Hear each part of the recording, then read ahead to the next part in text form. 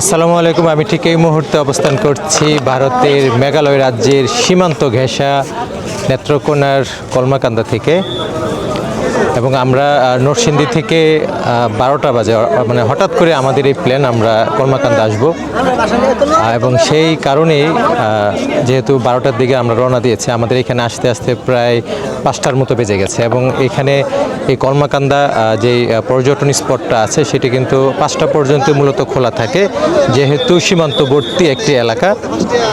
হয়তো বা ঈদ উপলক্ষে যেহেতু প্রচুর পর্যটকের আনাগোনা আছে এখানে, এই কারণে হয়তো 6টা পর্যন্ত খোলা আছে।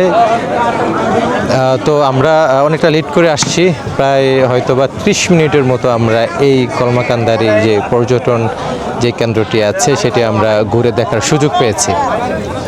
এবং ইতিমধ্যে এখানে বর্ডার গার্ড যারা আছেন ওনারা কিন্তু চেষ্টা করছেন যে এই রেস্ট্রিক্টেড যে এরিয়া আছে সেই এরিয়া থেকে সর্বসাধারণকে বের করে দেওয়ার জন্য।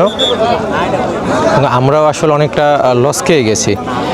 বা নরসিংদী থেকে যারা কলমাকান্দা আসবেন আপনাদেরকে অবশ্যই সকাল যদি আপনি বের হন তাহলে এখানে এসে পর্যাপ্ত সময় পাবেন, কারণ এখানে কলমাকান্দার এই পর্যটন কেন্দ্র সহ এখানে বেশ কিছু দর্শনীয় স্থান আছে, কিন্তু আপনার যদি সময় না থাকে তাহলে কিন্তু আপনি সেই স্থানগুলো দেখতে পাবেন না।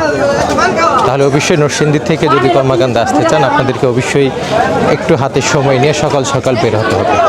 সকালে ভালো থাকবেন, ঈদের শুভেচ্ছা জানাচ্ছি, আবারও ঈদ মোবারক।